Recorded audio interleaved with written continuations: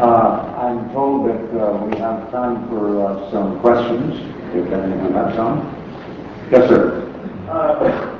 Who's the official, in your estimation, who should decide that you should censor Ice-T, but not censor racialist or sexist or homophobic language? What official would you give the power to censor Ice-T, but not racialist or sexist or homophobic language? I think all those are censored.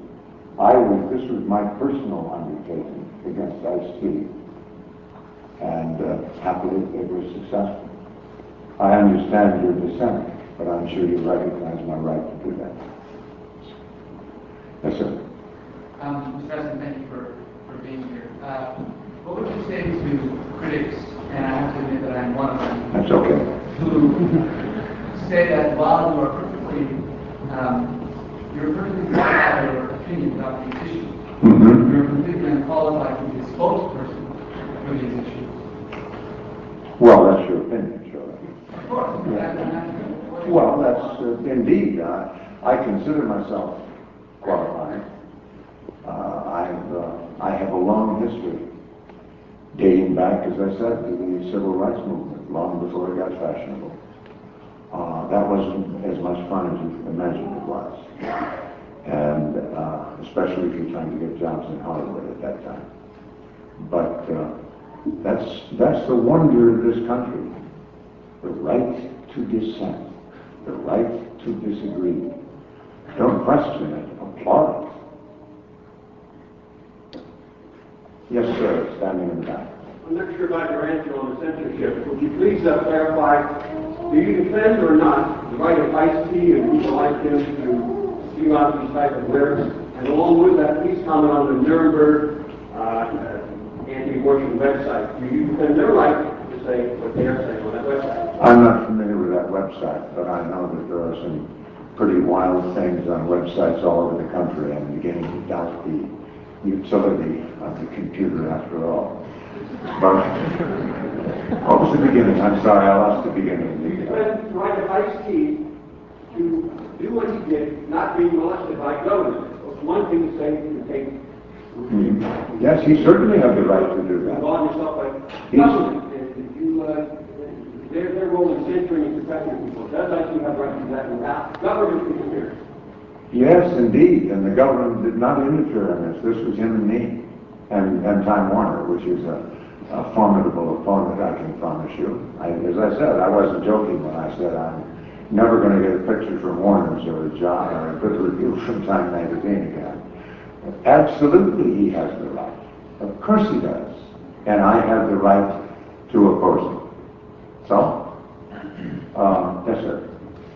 I was wondering if you had any comments on the moral leadership or lack thereof exhibited by the President of the United States in the recent events.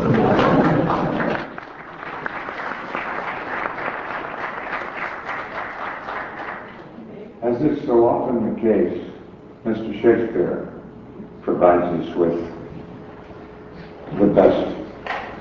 He's talking about, this is in the mouth of Richard II. While Richard II, is awaiting trial. And he said, I must forget what I have been, and yet remember what I must be now. As usual, you can't do it better than Mr. Shakespeare. There was another part to your question. No, that was it. Okay. Short question, short answer. Yes, sir. Two World War II pictures are up for an Academy Award, Thin Red Line and Saving Private Ryan. What do you think is the significance of that right now in our history? I'm, of course, not particularly equipped other than as a filmmaker. I think they're both good films, and my personal opinion, Saving Private Ryan is somewhat better, but they're both very good. Terry Malick's film, which is his first film in 20 years, and I think it's a good movie. I think it probably is in part a response to our millennial awareness that we're coming to a closing of a time in the history of the country and maybe the history of the world. And As some of you're doubtless aware, perhaps some of you have read Tom Brokaw's book, The Greatest Generation. That's supposed to be my generation, which is very flattering. He calls us the greatest generation because we survived the Depression, we won World War II, and then won Cold War. Without, may I say, firing a shot. That is remarkable. And I think that has maybe something to do with why it struck both Mr. Spielberg and Mr. Malick to do these two films separately, of course. But they thought, we have to make another comment about this so people don't forget it. That's the problem of the historian, making certain that people remember. I don't think anyone would deny that the Great Depression, World War II, and the Cold War were the seminal events that were the closing decades of the 20th century. And I think that's why they made it, and that's why these are important films. Somewhat related, but if I can turn back a minute to my anxieties about the fraying of the cultural fabric of the country, which I do perceive. I was at one of those damned A-list parties not too long ago. There was a couple of guys that I wanted to talk to, and I fell into conversation with an overwhelmingly beautiful and enormously successful actress. Not a bad actress, actually.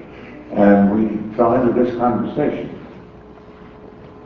And she said about how the country seems to be splitting up into gypsy camps, each with its own agenda, which is to be not only defined but defended as separate from the country. And she said, well, now, wait a minute. Look what it says on the dollar bill. A pluribus unum, from one, many. And I said, actually, you've got the Latin translated just backwards. It's from many, one, as in one nation. And she said, no kidding. Well, whatever. There, I think I put my finger on the thing that makes me worry, that worries me. We are becoming a well-whatever generation, and we shouldn't be. I forget who it was that said, he who cannot remember history is doomed to repeat it. I believe that deeply. I think history is not only the most important subject, it is in the end the only subject. My God, I'm launching into another speech I didn't mean that. We got, sir. Look out for the presidency of the NRA seemed to taste for political fireline, teaming up big for senatorial presidential races. In connection with the NRA? No. For you. Oh, I've been president of the United States 3 times already.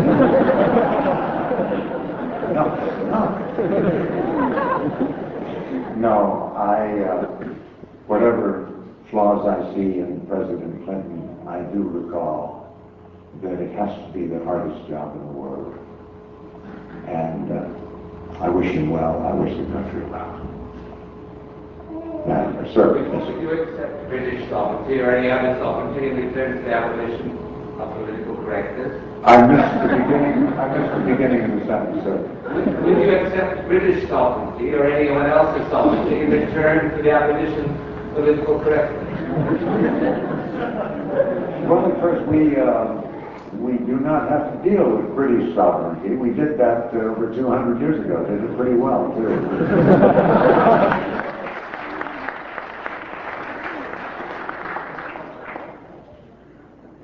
There's my young Republican friend there.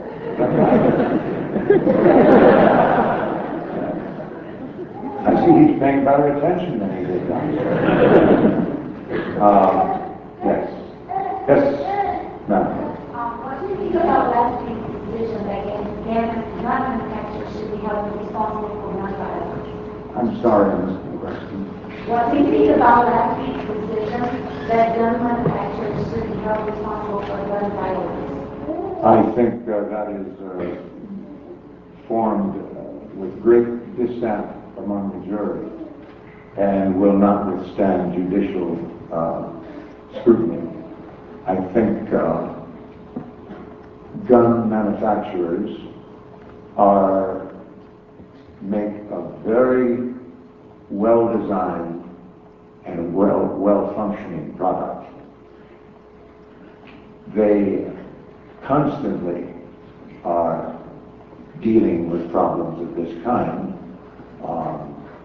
The legislature in Georgia passed some kind of a censure of them, a judgment, whereupon the governor of Georgia passed a law banning frivolous lawsuits.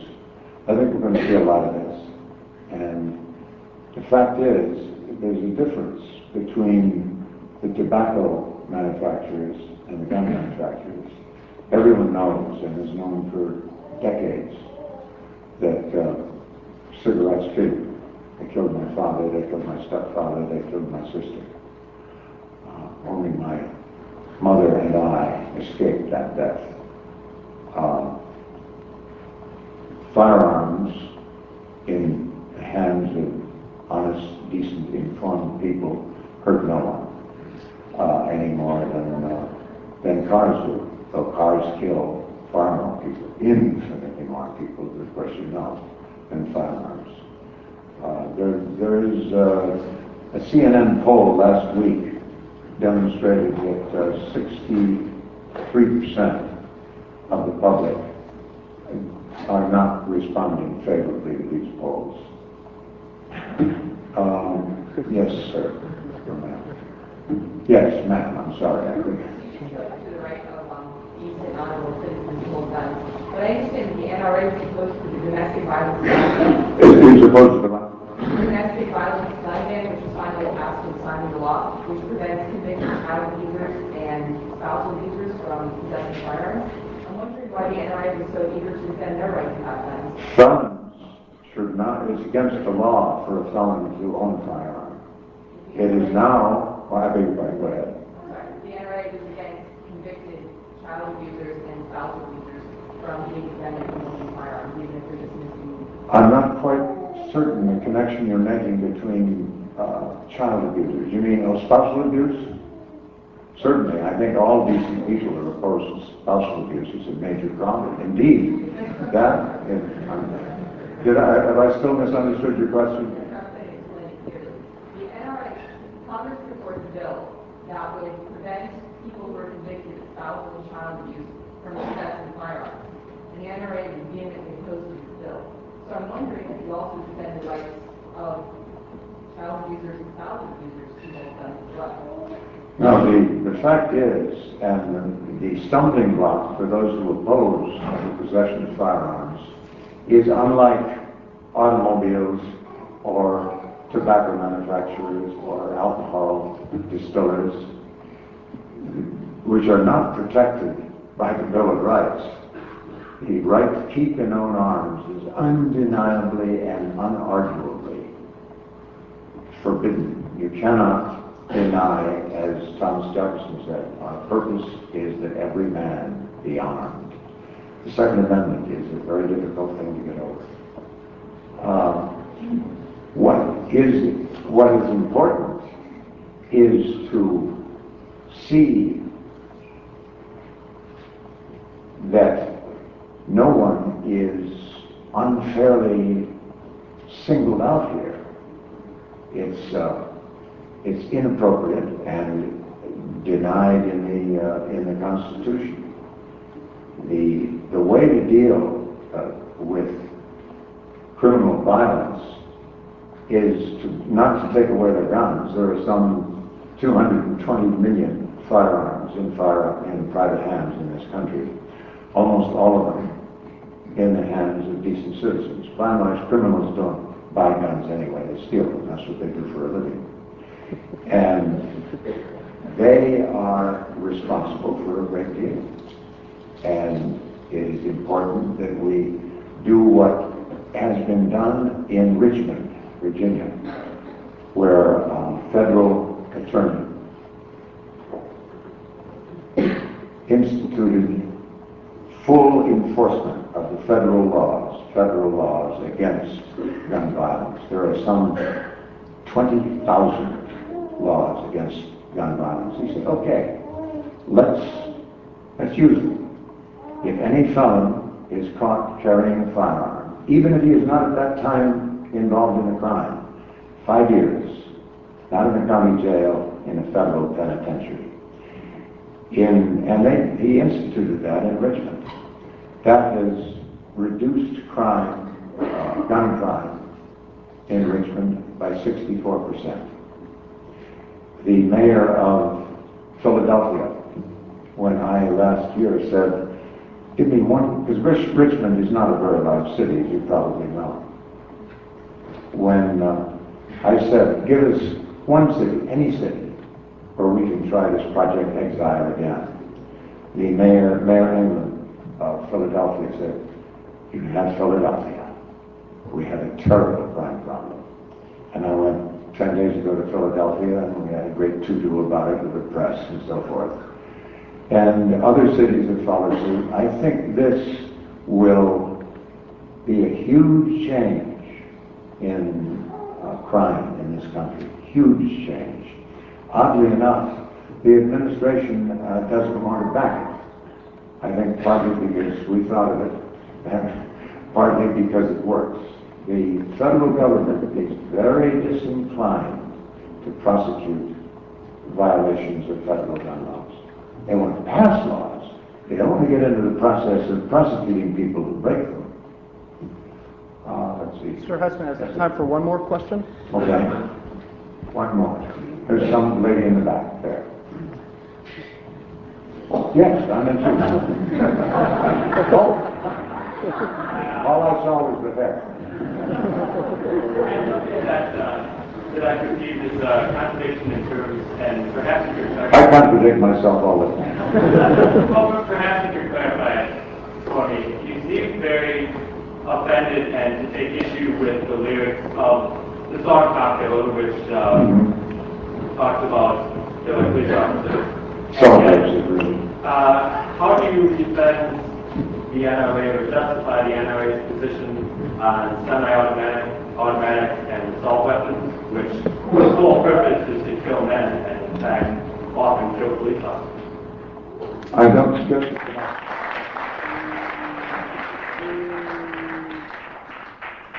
Guns in the hands of a decent citizen are no harm to anyone. Indeed, you may not be aware, I've mentioned the fact that there are 240 million firearms in private hands in this country. You probably do not know, indeed Senator Barbara Boxer, the junior senator from California, apparently is unaware, that the largest and fastest growing group of purchasers of small handguns, what she's fond of calling cheap handguns, are, yes, single women. Men with, someone earlier mentioned, abusive males with a permanently absent husband, and if they're going to spend any time with their kids, they've got to have a night job. And sort of, which is usually cleaning apart office buildings at night. They come home at 4 o'clock in the morning. The bus takes them within 3 blocks of their house, but they've got to walk that last quarter of a mile in the dark. Of course they want a handgun in their purse. There are 31 states that now have concealed carry laws, allowing a law-abiding citizen with no felony record to carry a firearm. At the time when these laws were passed, more and more states passed the laws every year. At the time when these were first proposed, there was a great to-do about it. They said, oh my God, it's going to be gunfight in the OK Corral, it's going to be terrible. Not one person of the people who have had that, used a firearm in those circumstances, has killed anyone. It has reduced crime enormously in the states where it is in place. And not surprisingly, if you were a mugger and you were contemplating the odds against mugging some guy walking down the street, and you thought, wait a minute, what if he's got a pistol? passing on. I guess that has to be the last question. I am very proud to have been asked to speak to you. I hope even those of you who disagree, and thank God we live in a country where we can disagree, I hope I said at least some things that resonated with you. And I thank you all. God bless you all. And God bless you.